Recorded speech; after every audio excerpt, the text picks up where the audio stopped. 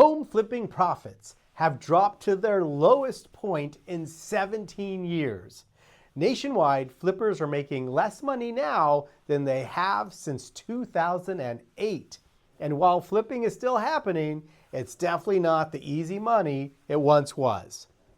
Across the country, about 7.5% of all homes last quarter were flips. But the average gross profit was only about $65,000. That's down more than 13% from the last year. And the average return on investment only about 25%. And that's the lowest level we've seen since the last housing crisis. So why is this happening? The biggest factor is rising home prices. Investors are paying more just to acquire properties, and renovation costs have gone up. Between labor shortages, higher material costs, insurance, and carrying costs like loan interest, margins are getting squeezed from every direction. So how does all that play out here in Los Angeles? Well, flipping is still alive and well in LA, but it comes with its own set of challenges. The most recent data shows that the median profit was about $119,000 in Los Angeles. Now that sounds pretty good compared to the national average, but here's the catch. The return on investment in LA was only about 15%, and that's significantly lower than the national number. And that's because entry prices are so high here that even a solid profit looks smaller when you compare it to the amount of money you had to put in just to get started. On top of that, the LA market itself has shifted.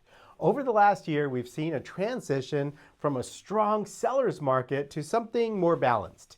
But that means flippers can't count on homes selling instantly with multiple offers anymore. Buyers are taking their time and they're being pickier about quality.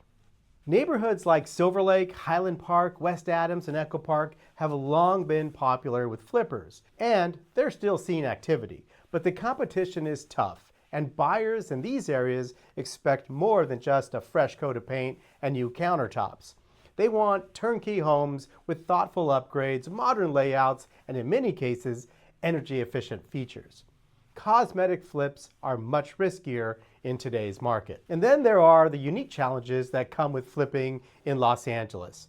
Permitting can be slow. Older homes often come with surprises, plumbing, electrical, foundation issues that aren't obvious at first glance. Holding costs in LA are higher than in many other markets. Property taxes, insurance, and interest payments add up quickly. And depending on location, you might also be dealing with things like earthquake retrofitting, fire zone insurance, or historical preservation rules that can slow down your project and eat into your profit. So what does a successful flip look like in 2025? Investors are building bigger cushions into their budgets. Many will add a 25% buffer to cover unexpected costs. Design is more important than ever. Staging, curb appeal, and a layout that feels modern and functional can make all the difference. Some investors are even shifting strategies. Instead of selling right away, they'll hold on to the property as a rental if the numbers don't make sense for a resale. That way, they are still generating income while waiting for the market to turn. Now, let's put this into perspective with a quick example. Say you buy a fixer in a mid-tier LA neighborhood for $800,000, and you plan to put $100,000 or $150,000 into it for renovations, and you're aiming to resell it for around $1.1 million. On paper, that's a profit of like $150,000 to $200,000. But once you factor in commissions, closing costs, insurance, loan interest, staging, and months of carrying the property and homes that sit on the market longer than expected, you're going to lose money on that project. And here's the harsh reality. If it's really worth $1.1 million fixed up, you need to purchase that property for 60% of that value, or $660,000. Another way to look at it is if you're paying $800,000 for a fixer, it had better be worth $1,350,000 when you're done, or you're running the risk of losing money. Remember, a flipper can really only make two major mistakes. They either underestimate the cost of repairs or overestimate the finished value of the home. Either one of those mistakes can lead to major losses. The reality is, it's getting harder and harder for investors to find homes that they can buy cheap enough, and here's my interesting reason of why. If a homeowner has a fixer-upper home and it's worth, say, $660,000 to an investor who's going to turn around and sell it for $1.1 million when they're done, that homeowner can probably invest $30,000 in some paint, staging, and minor repairs and sell that house for $850,000 themselves.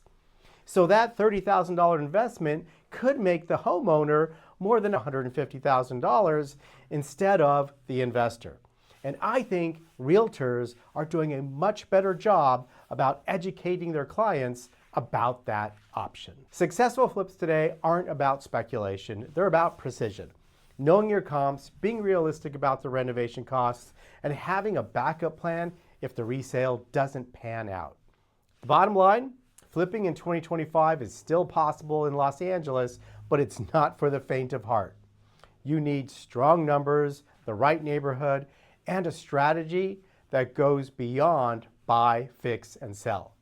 If you're considering a flip here or thinking about doing major renovations to your own home before selling, which can be a big loser if you're not careful, make sure you've got the right plan in place.